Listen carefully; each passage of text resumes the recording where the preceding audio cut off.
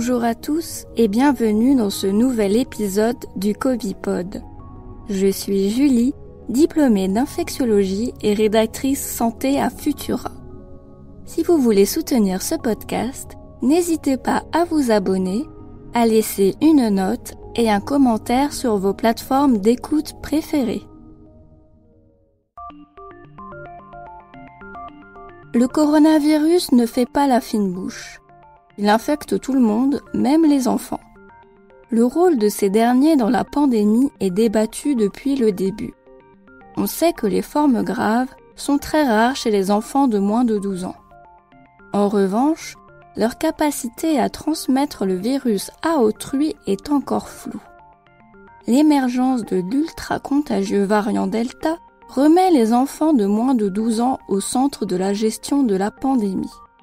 En effet, ils ne sont pas inclus dans la campagne vaccinale. Pourtant, les cas pédiatriques de Covid-19 sont en hausse, notamment dans les régions où le virus circule activement. Une dizaine de nourrissons ont été hospitalisés à Nice pour le Covid.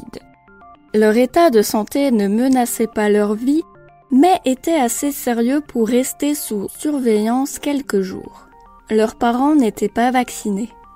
En Bretagne, à Belle-Île-en-Mer, les jeunes pensionnaires d'une colonie de vacances ont été confinés après la formation d'un cluster de 62 infectés âgés de 10 à 17 ans.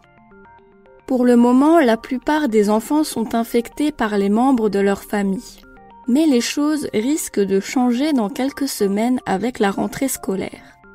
Les épidémiologistes craignent une flambée de cas dans les écoles primaires et maternelles dès septembre. Le taux d'incidence est élevé chez les moins de 10 ans. 121 cas pour 100 000 enfants. Actuellement, le coronavirus circule plus chez eux que chez les personnes de plus de 70 ans. Alors, faut-il vacciner les moins de 12 ans ? Le sujet est sensible. Scientifiquement, on a peu d'informations. Le vaccin de Pfizer est le plus avancé sur la question. Il est actuellement testé sur les 5-11 ans aux États-Unis et les premiers résultats ne seront pas disponibles avant fin septembre. Pour les enfants les plus jeunes, entre 6 mois et 5 ans, il faudra patienter jusqu'au mois de novembre. Moderna est aussi sur le coup avec un peu de retard. Son essai clinique a débuté en mars dernier, auprès de 13 000 enfants, dont 6 000 recevront 2 doses vaccinales espacées de 28 jours. Aucun résultat ni aucune date de publication n'ont été communiqués pour le moment. Les décisions de santé publique concernant la vaccination des enfants se baseront probablement sur ces données qui se font encore attendre. Si l'efficacité des vaccins reste encore inconnue chez les enfants, l'Agence de santé des États-Unis, le CDC, a alerté sur un effet secondaire grave possible, la myocardite, c'est-à-dire l'inflammation du muscle qui fait battre le cœur. Heureusement, l'affection est rare et se soigne très bien.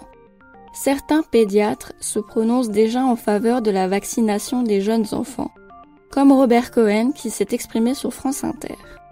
De leur côté, les parents se montrent encore réticents.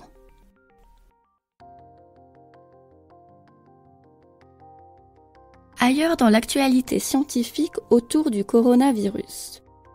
Un variant en provenance de Colombie, de la lignée B1621, a été détecté dans les Hauts-de-France. Au total, on comptabilise 53 cas de ce variant colombien dans l'Hexagone. La Martinique fait face à un rebond épidémique sans précédent. 100 tonnes d'oxygène sont parties de la Guyane en direction des Antilles pour assurer les soins des personnes en réanimation. Merci d'avoir écouté cet épisode du Covipod. L'épidémie de Covid-19 reprend du poil de la bête, à cause du variant Delta. La vaccination est notre seule arme contre la maladie, et elle est ouverte à tous ceux qui ont plus de 12 ans, sans condition. N'oubliez pas que le pass sanitaire sera bientôt obligatoire pour vous rendre dans certains lieux fréquentés. Il faut alors être vacciné ou présenter un test PCR négatif. Pensez toujours à bien porter votre masque sur votre bouche et votre nez et à vous laver régulièrement les mains au savon et à l'eau.